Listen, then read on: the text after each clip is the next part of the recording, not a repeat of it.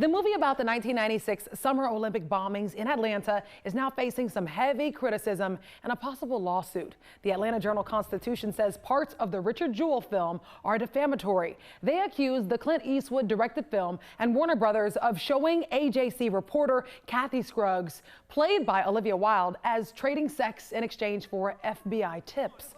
Now, the newspaper wants a public statement from the studio saying some events were imagined and a disclaimer at the end of the film as well. Trent Gilbert, digital contributor for Atlanta & Company, is in for Liza Lucas. And Trent, this is getting a ton of reaction. I've seen so many articles online preparing for this story, especially with this movie set to be released this week. That's right, Francesca. Many of you are not pleased with that portrayal of Scruggs in the upcoming movie. And we're hearing from a lot of you on Twitter talking about that defamation, including HuffPost senior writer Jeff Young, who says, "I can't emphasize enough how lame it is to traffic in such tired tropes, even if they were based in reality. If you're that bad of a writer, quit." We also heard from Karen, a real-life female journalist who's since passed away and can't defend herself.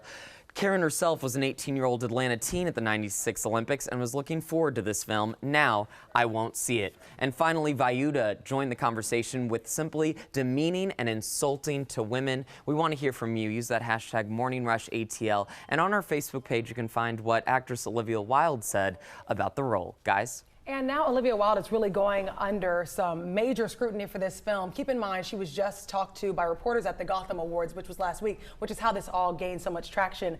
Olivia spoke with, well, she claims that she did do extensive research before she decided to take on this role of Kathy Scruggs, which is the reporter who initially said that Richard Jewell was the initial suspect here.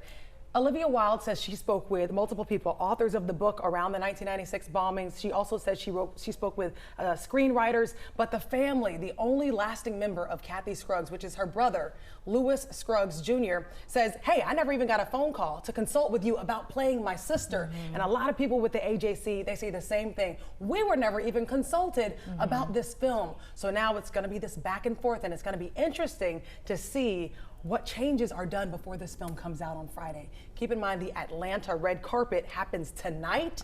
Clint Eastwood is supposed to be there. John Hamm is supposed to be there. Multiple producers and directors. So now Olivia Wilde is facing a lot of backlash for sexualizing Kathy Scruggs and not highlighting her hard work as a journalist. A lot of details are always, for Hollywood.